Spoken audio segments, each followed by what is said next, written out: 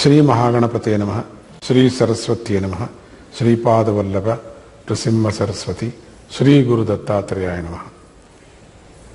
కైలాసానికి వెళ్ళి దేవతలందరూ కూడా కుమారస్వామికి పట్టాభిషేకం చేస్తామని ప్రార్థన చేశారని చెప్పుకున్నాం కదా. ఆ దేవకార్యానికై ప్రేరేపించమని ప్రార్థించారు. దానికి అంగీకరించినటువంటి పరమేశ్వరుడు కుమారస్వామిని కుశస్థలి అనేటువంటి దివ్యక్షేత్రంలో కుమారుడి యొక్క పట్టాభిషేకం చేయ సంకల్పించాడు. విష్ణువు దేవతలతో సర్వతీర్థాలను మంగళ ద్రవ్యాలను తీసుకొని వచ్చారు. అందరూ కూడా శివపార్వతులతో కలిసి స్వామికి స్వయంగా మంగళాభిషేకాన్ని చేశారు. అభిషేకమైన తర్వాత సైన్యాభిషేకాన్ని చేసి కుమారుడి జడలను శివుడే స్వయంగా పైకెత్తి కట్టాడు.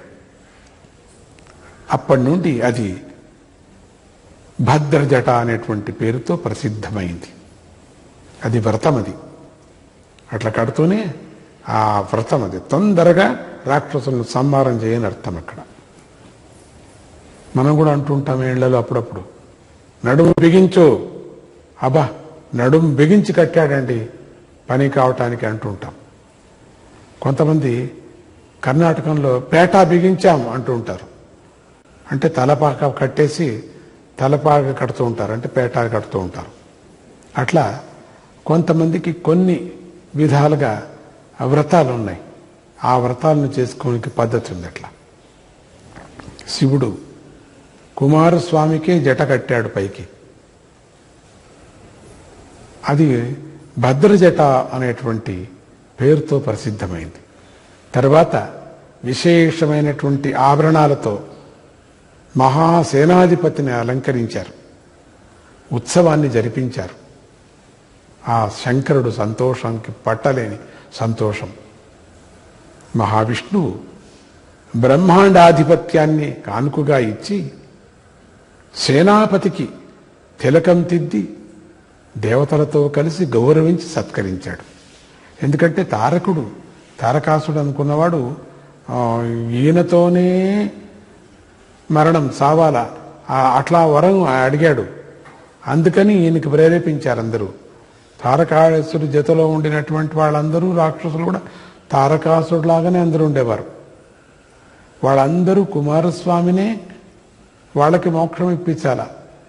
ఎవరైనా చెడ్డవాళ్లను అధర్మాన్ని నాశనం చేయొచ్చు. అధర్మము ఎవరు పాలిస్తున్నారో వాళ్ళ మీద వాళ్ళు రాక్షసులని అర్థం. అక్కడ అంతే, ఇంకేం లేదు.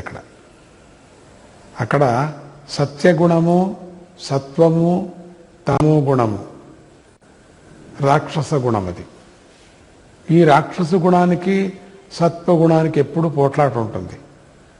వాళ్ళను నమ్మరు. అందుకని ఇక్కడ రాక్షస గణం కాదు, గుణం. రాక్షస గుణంతో చేరిన వాళ్ళు సత్వగుణం పాపం వాళ్ళు బాధ పెడుతూనే ఉంటారు. అందుకని అటువంటి రాక్షస గుణంతో తమో గుణంతో చేరిన రాక్షస సంహారం కుమారస్వామి చేత మాత్రమే అవుతుంది. అందుకని హర్షడ్వర్గాదులు చచ్చిపోవాలంటే కుమారస్వామిని భజించమన్నారు. అందుకని ఇక్కడ పట్టాభిషేకం అయిన సందర్భంగా కుమారుడిని దేవతలందరూ కూడా ఆశీర్వదిస్తున్నారు. అందరూ కూడా ఒక్కొక్కరు. కుబేరుడు గదను, దేవతలు అనేక శస్త్రస్త్రాలను, కామదేవుడు కామాస్త్రాన్ని, గదను, సమస్త విద్యలను కూడా అనుగ్రహించారు. క్షీరసాగరుడు అమూల్యమైన రత్నాలను, రత్న నూపురాన్ని, హిమవంతుడు దివ్యమైనటువంటి అలంకారాలను, వస్త్రాలను కూడా ఇచ్చారు. వరుణుడు పాదాలే ఆయుధం గల తాంబర చూడుణ్ణి, గరుక్మంతుడు తన కుమారుడైనటువంటి వరుణుడిని షణ్ముఖుడి సేవ కోసం వినియోగించారు. లక్ష్మీదేవి దివ్య సంపదను, గొప్ప హారాన్ని కూడా ఇచ్చింది. సావిత్రీదేవి సంపూర్ణమైన సిద్ధ విద్యనిచ్చింది. కృత్తికలు కుమారస్వామికి ప్రియమైన వస్తువులను, అగ్నిదేవుడు ఒక మేకను, సముద్రుడు ఒక కోడిని, కుక్కుట ధ్వజాన్ని స్వామికి సమర్పించారు. అందుకే కుక్కుట ధ్వజం అని అనుకుంటూ ఉంటాం స్వామిని.